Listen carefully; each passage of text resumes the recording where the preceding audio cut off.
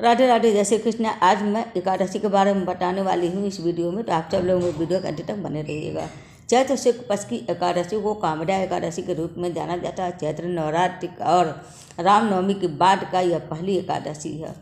कामदा एकादशी का उपवास करने से सभी प्रकार के पापों से मुक्ति मिल जाती है और हिंदू धर्म में किसी ब्राह्मण की हत्या करने सबसे बड़ा भयंकर पाप होता है। यह माना जाता है कि ब्राह्मण की हत्या का पाप भी कामदा एकादशी का उपवास करने से मिट जाता है। एकादशी तिथि कब से शुरू हुआ और कब तक है?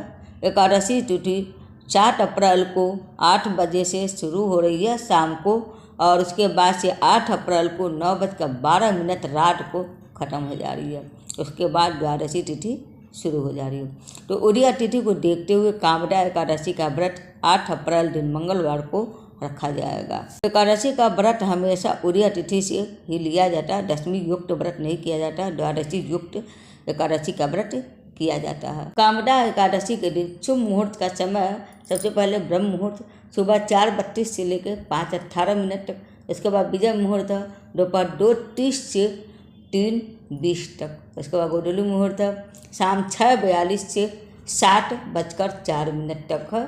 उसके बाद निशिता मुहूर्त रात 12 से लेके 12:45 तक का। एकादशी का पारण हमेशा द्वादशी तिथि में किया जाता है।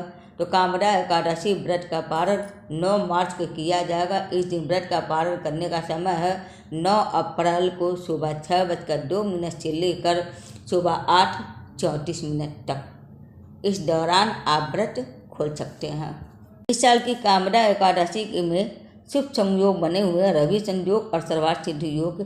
सर्वार्थ सिद्धि योग सुबह 6:03 से लेकर सुबह 7:55 तक है दूसरे दिन, और रवि योग सुबह 6:03 से लेकर दूसरे दिन 7:55 तक है।